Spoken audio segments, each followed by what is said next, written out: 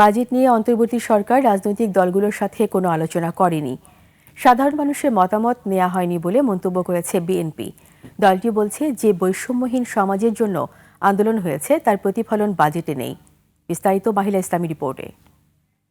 এখন যে কোনো ব্র্যান্ডের পুরাতন এসি বদলে নতুন ওয়ালটন এসিতে উপভোগ করুন 25% ছাড়।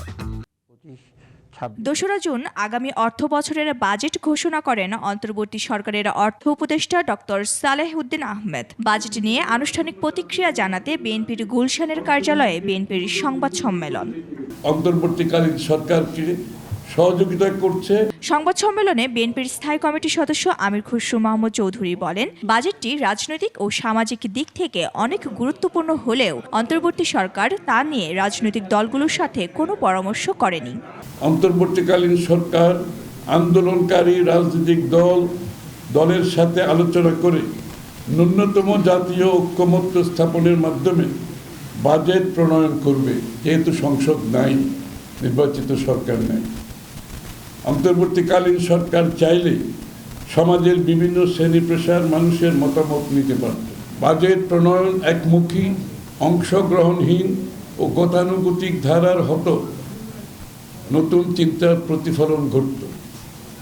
বর্তমানের বিশেষ পরিস্থিতিতে এই সংলাপ আরও জরুরি ছিল।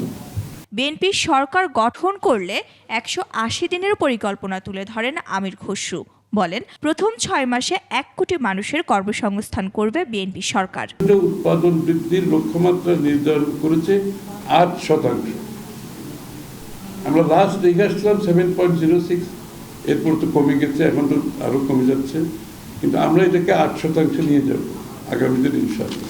স্বৈরাচারের সময়কাল সকল ঋণ তদন্তে জাতিসংঘের কমিশন গঠনের দাবিও জানানো হবে। সংবাদ সম্মেলনে এমন কথা বলেন আমির খুসরু মাহমুদ চৌধুরী। জবাবদিহিতা এবং বাংলাদেশের সংসদীয় তদারকি শক্তিশালী করার জন্য মৌলিক সাংবিধানিক ও পদ্ধতিগত সংস্কারও করা হবে। মাহিলা ইসলাম, ২১ টেলিভিশন, ঢাকা।